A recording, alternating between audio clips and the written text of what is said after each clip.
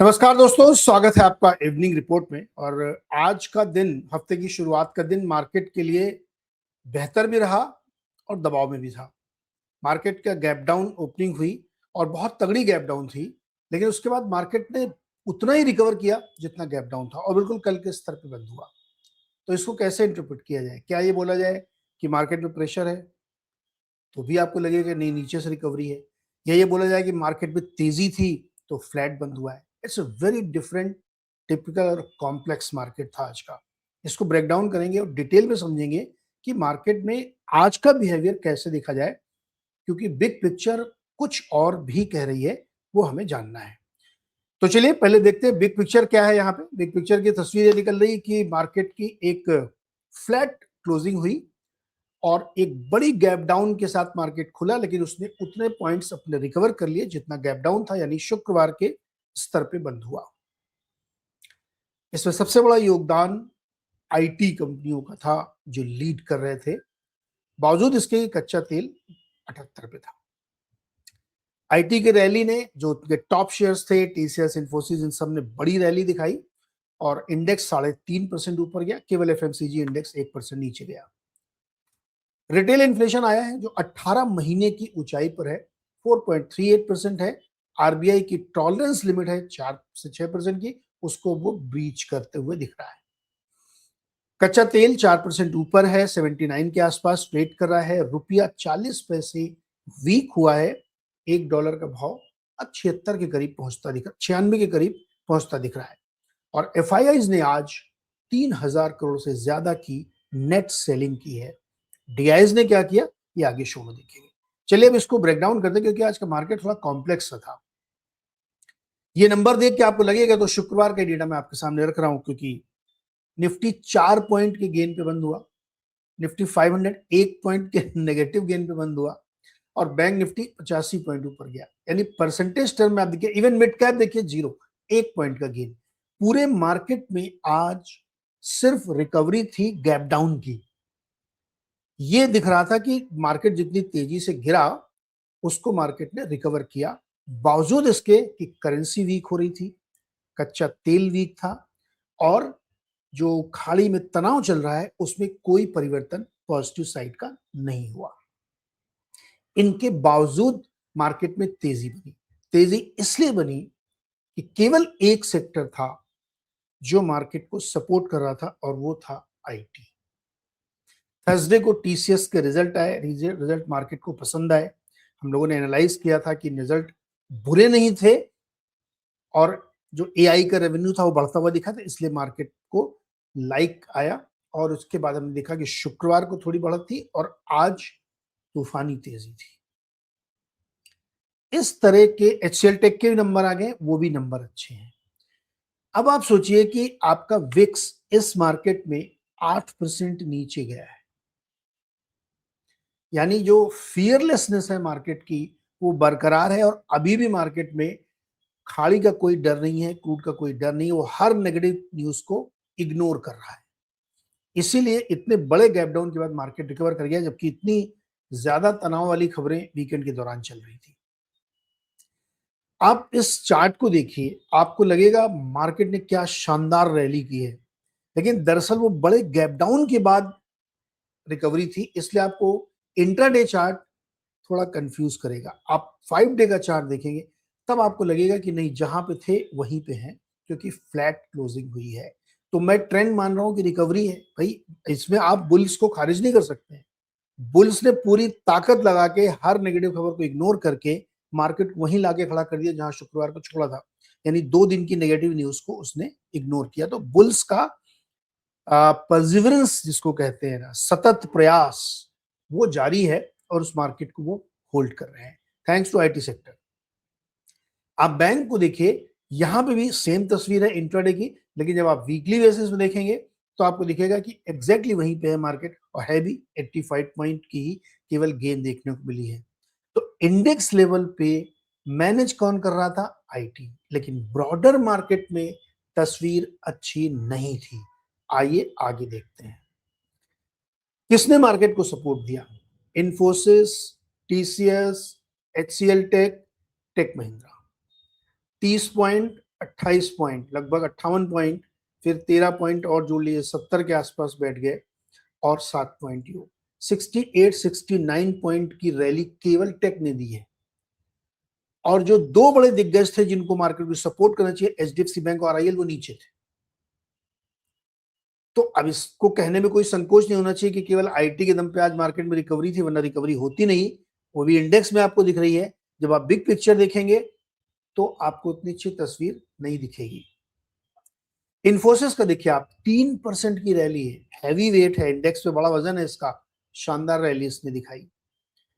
वैसे ही आप देखेंगे तो टीसीएस में भी 5.5% की रैली, सबसे बड़ी देश की आईटी कंपनी है, 5.5% की रैली, 2200 के करीब आके खड़ा हो गया है। जो उसने गेन्स बनाए दिन भर में उनको सस्टेन किया। तो क्या आईटी में अब बॉटम बन गया है शॉर्ट टर्म का?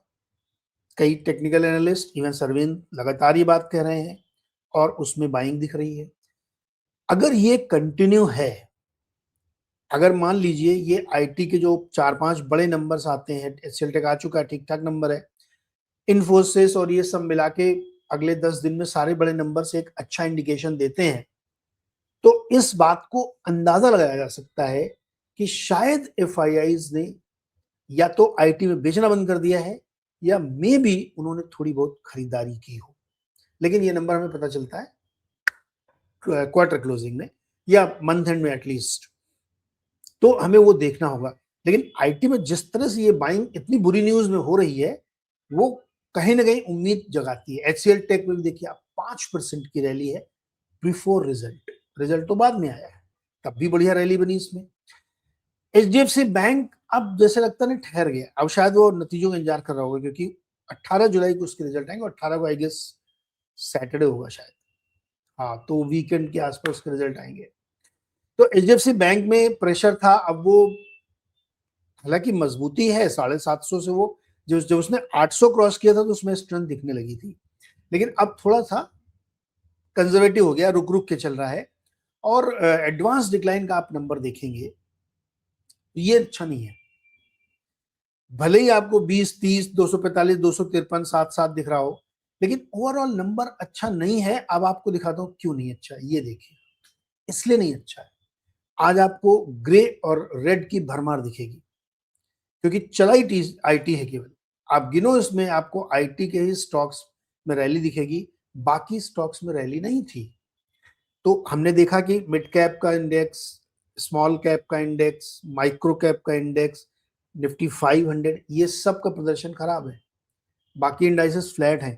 तो इसलिए ब्रॉडर मार्केट में, बड़े मार्केट में रैली नहीं थी, खरीदारी नहीं थी, केवल इंडेक्स को टिका के रखा, और वो भी आईटी के थ्रू, राइट। सेक्टोरली अगर आप देखेंगे तो IT index 3.5%, media, auto, PSU bank है। एफएमसीजी, मेटल, रियल एस्टेट और फार्मा में आज प्रेशर था।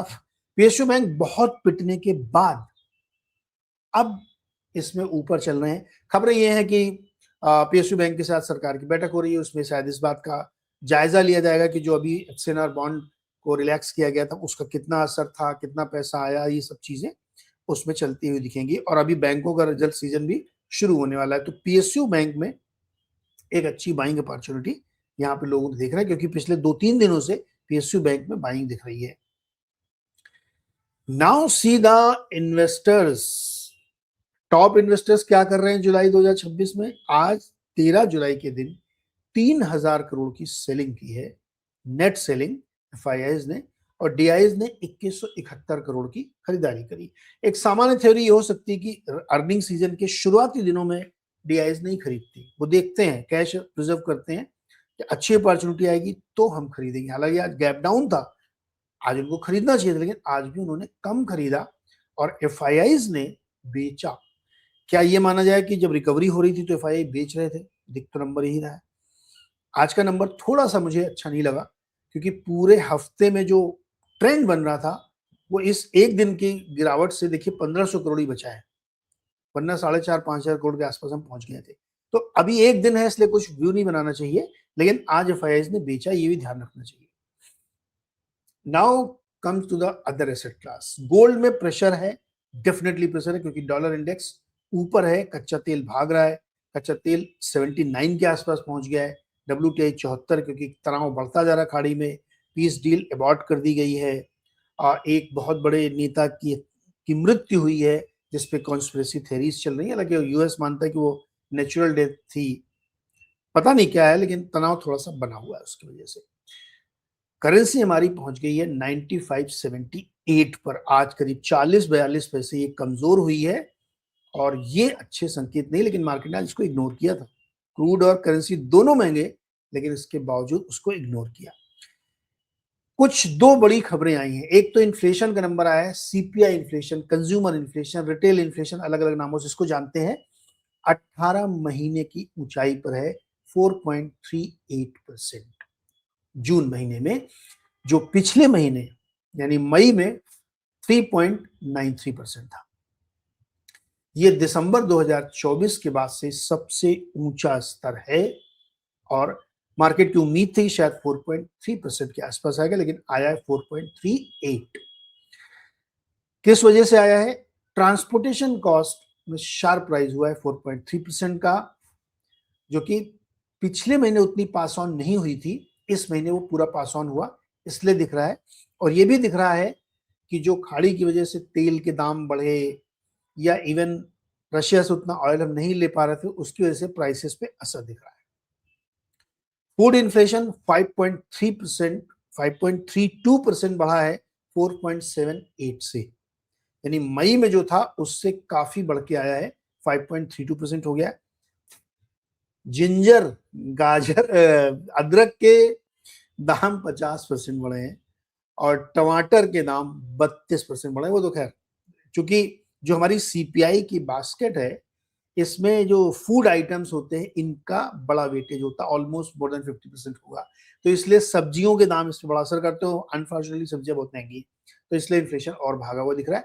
उसमें फिर ट्रांसपोर्टेशन कॉस्ट, अभी देखिएगा, अब जो WPI आएगा, होलसेल प्राइस इंडेक्स, या जिसको PPI कहते हैं, वो काफी बढ़ के आएगा, क्योंकि वो धीरे धीरे अब पास ऑन होगा, तो सीपीआई और बढ़ेगा। इसके साथ एक और डेटा आया, ये इन्फ्लेशन का नंबर है जो बार में हमने दिखाया है। अक्टूबर 2025 से कंटिन्यूअस आपका सीपीआई बढ़ रहा है, 0.25 से 4.38% तक की जर्नी उसने जून में कर ली है, जो कि बहुत ऊंचा स्तर इन्फ्लेशन का है। दूसरा नंबर आया है ट्रेड डिफिसिट का, यानी हमारा जो व्यापार होता है, आयात और निर्यात, एक्सपोर्ट इंपोर्ट, उसमें देखिए हमारा जो गुड्स का ट्रेड डेफिसिट है वो $30 बिलियन का हो गया है जून में, जो कि पिछले साल के इसी महीने के मुकाबले $19 बिलियन था, वहां से बढ़ के हो गया कितना? 30। अनुमान था कि 26-26.5 बिलियन डॉलर चाहिए, उससे भी 3.5-4 बिलियन डॉलर ज्यादा हुआ है।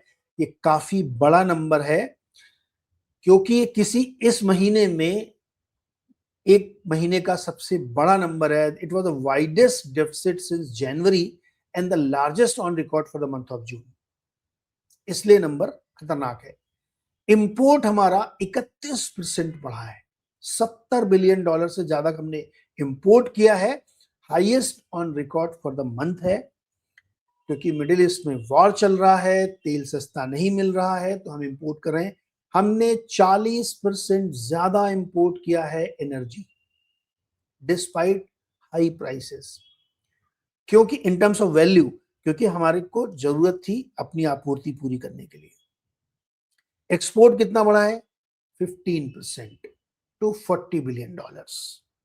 Export to the US were likely high, US को ज्यादा एक्सपोर्ट हुआ, इसलिए क्योंकि हमारा जो डेटा, जो हमारा एग्रीमेंट है, वो जुलाई में डील एक्सपायर हो रही है, जिसके प्रयास चल रहे हैं। तो जुलाई में एक रिस्क फैक्टर था कि जल्दी जल्दी सारे कर लो, इसलिए वो डेटा थोड़ा आपको बढ़ा हुआ दिख रहा है, अदरवाइज नॉर्मलाइजेशन और कम होता।